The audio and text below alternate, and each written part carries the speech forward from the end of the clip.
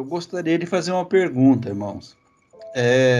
Existem hoje pessoas que estão na graça, que estão no entendimento da graça, que ainda são escravos? Essa é a pergunta que eu faço para vocês. Sim. Na minha opinião, também é assim. Muito escravo. Cada dia aumentando mais. Exatamente. Eles vêm com as algemas e eles lutam muito para tirar essa algema. Eles ficam muito vazios. Hã? Tá dando até cria. Eles ficam desesperados com medo de perder as algemas. Vou fazer outra pergunta, então.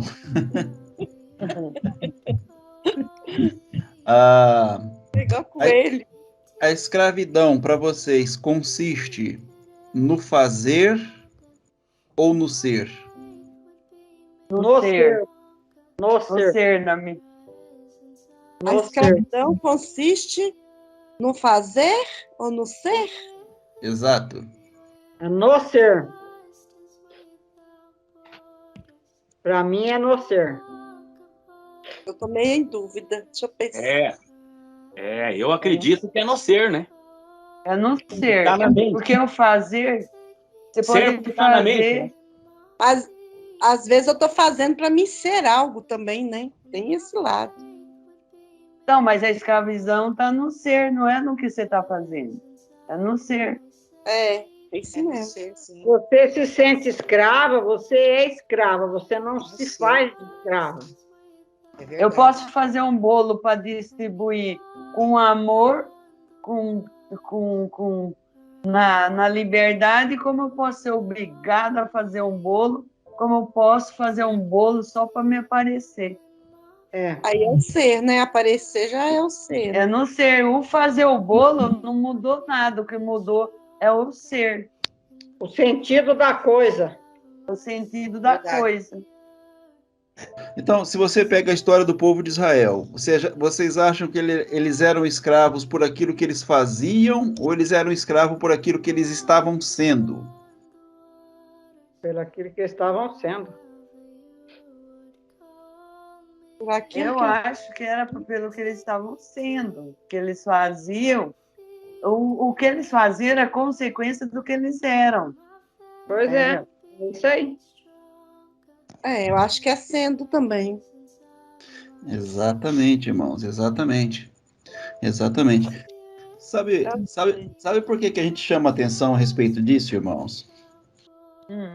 Sabe por quê? Porque a grande maioria entende que o escravo é aquele que faz a coisa errada. Não é. Então. Entendeu? A grande maioria entende isso aí. O escravo, ele é escravo porque ele está indo na Assembleia de Deus, está dando dízimo lá, ele é escravo porque ele está cantando no louvor, porque ele está debaixo da ordem do pastor. Aí ele sai de lá, da Assembleia de Deus, por exemplo. Fala, bom, agora eu estou na graça. Beleza? Isso liberta a pessoa? Não.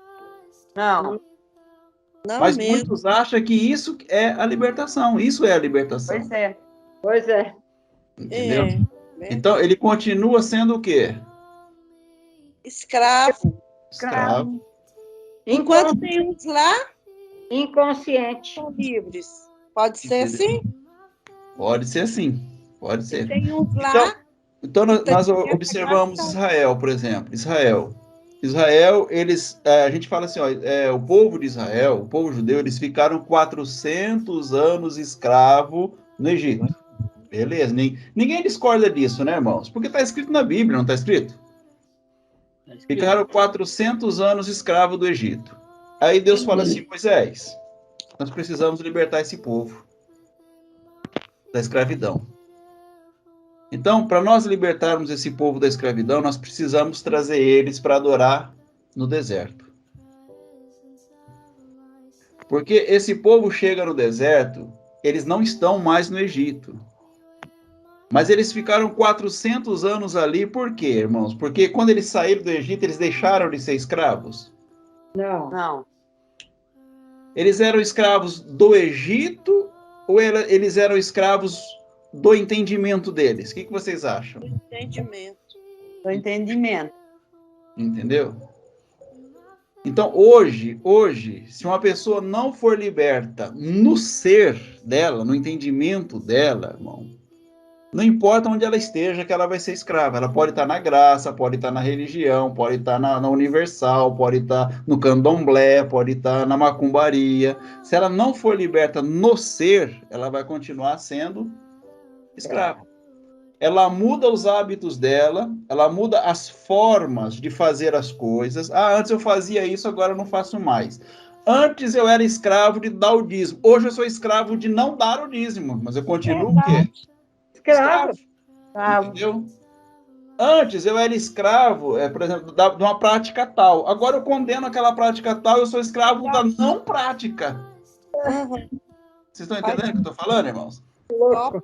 Então, a pessoa, ela muda de local, ela muda de religião, ela muda de convivência, ela muda de amigo, ela muda de pessoa, mas ela não se liberta, porque ela não tem entendimento de quem ela é.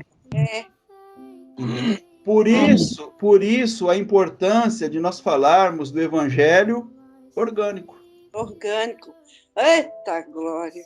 Entendeu? Porque o evangelho da religião, esse evangelho histórico, ele não liberta ninguém, irmão. Desculpa estar falando isso, ele não liberta ninguém. Ninguém. Ele tira uma pessoa de uma condição de escravo numa igreja, num determinado local, e coloca a pessoa de condição de escravo em outro local. Mas ela não liberta ninguém. Isso aconteceu com Israel. Israel, eles poderiam ter as melhores condições. Eles diziam, nós somos filhos de Deus. Tem alguma dúvida que o povo de Israel era o povo escolhido de Deus? Não. Em que período da história do povo de Israel eles foram livres, irmãos? Sendo que eles eram filhos de Deus. Em nenhum período eles foram livres. Nenhum. Estão aprisionados. Eles nunca foram libertos. Entendeu? Mas eles eram um povo que traziam para si o quê? Somos o povo escolhido de Deus. Mas em nenhum momento eles viveram livres. Nenhum momento. Não tiveram essa consciência, né? Não tiveram essa consciência. Entendeu? Até quando Jesus vem, ele encontra o povo de que jeito? Escravo. O Paulo encontrou o povo de que jeito? Quando Paulo começa a pregar graça. De que jeito que o povo estava? Escravo ainda, entendeu? Então, poucos entenderam o que é essa liberdade de filho. Então, era assim, irmãos, olha, quem cumpria a lei era escravo da lei. Quem não cumpria a lei era escravo porque não cumpria a lei. Tem alguma relação com o que está acontecendo hoje, irmãos? Tem. 100%. 100%, entendeu? Então, a pessoa ela era escrava da lei, entendeu? A lei escravizava a pessoa e aqueles outros eram escravos porque não cumpriam, eram escravos porque não cumpriam a lei. Por que isso acontecia? Porque o certo e o errado não liberta Ninguém. Entendeu, irmão? Top demais. Glória, aleluia, Jesus. Então, quando nós pegamos aqui o entendimento dos irmãos aqui, que tiveram essa revelação, irmãos, começa assim, olha. Quem você é? Essa é a grande pergunta. Quem você é? Eita, glória. Eu sou filha do Deus Altíssimo. Eu sou filho. Eu sou filho. Então, qual que é a sua formação? Do que você foi formado? Eu sou formado do sêmen de Deus. Qual é seu DNA? Qual é o seu DNA? Filho de Deus. Glória a Deus, aleluia. Da onde você veio? Da onde você veio? Eu vim de Deus. De Deus. Graças a Deus. Entendeu? Onde que é a sua pátria? No céu. No céu.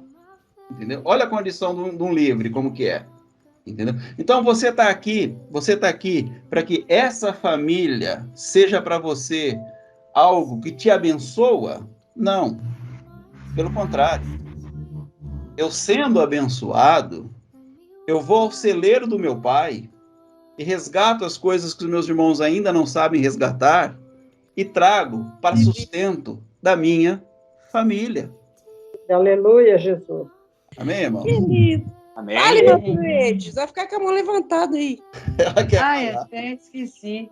Até esqueci que a mão estava levantada. Ela quer Eu falar. só queria acrescentar que apesar das igrejas não trazer essa liberdade, a graça e ensinar essa liberdade, tentar mostrar essa liberdade, a liberdade ela acaba sendo individual. A pessoa é individual. Depois que ela entende essa liberdade, depois que ela entende a árvore da vida, a diferença da árvore da vida, da árvore do certo e errado, ela encontra essa liberdade. Então, se pegar uma pessoa que entendeu a árvore da vida, entendeu essa liberdade, se você colocar ele numa cela no presídio, ele vai ser livre lá dentro. Enquanto muitos aqui fora estão falando que está tão solto, mas estão aprisionados. Então, essa liberdade é uma coisa interna, individual, que a gente que revela para cada um. Amém, irmão? Amém. Glória a Deus. Amém. Eu vou lá. Eu não preciso de apertar, não, só levanta a mão aqui. Mas aqui, eu estou pensando aqui. Então, tem muitos irmãos que a gente tem depois que nós viemos do sistema para a graça, a gente fala, eu estou vivendo a graça, eu conheci a graça, eu sou da graça. Então, é um termo assim, meio que inadequado, vamos dizer assim, nesse caso, porque eu, por exemplo, quando eu estava no sistema, eu entendia que eu estava em graça também, que eu vivia a graça. Só que a libertação, ela é um processo, né? Aí porque isso está ficando tão maçante que está virando um novo sistema, na minha opinião, sabe? Por isso que o evangelho orgânico, ele veio assim, para acrescentar na nossa vida, veio como um presente de Deus, assim, um mimo de Deus para nós, porque está virando uma confusão esse meio. Porque é exatamente a resposta a isso que o irmão Arlindo falou aí, ó. Estão sendo escravos do não viver a lei e tá brigando e tá essa confusão toda. Top demais, top mesmo. É que o povo ainda não entendeu o que é ser filho, o que é ser livre, né? Isso. Então fica essa briguinha aí. Irmão Paulo levantou a mão aí. Assim, irmãos, eu ali, aquela passagem ali, os irmãos entenderam o que acontece. Quando tu se condena a ti mesmo, tu é escravo. É isso. O que o Evangelho da Graça traz para nós? Traz uma liberdade. Ele tira a condenação. Quando quando é tirada a condenação de ti, tu deixa a posição de escravo. Deixa aquela condição de escravo. Porque alguma coisa sempre está te cobrando em cima de ti. Nossa, sempre está sendo cobrado. Quando tu vê o evangelho orgânico, o evangelho orgânico também vai te tirando aquela condição de escravo.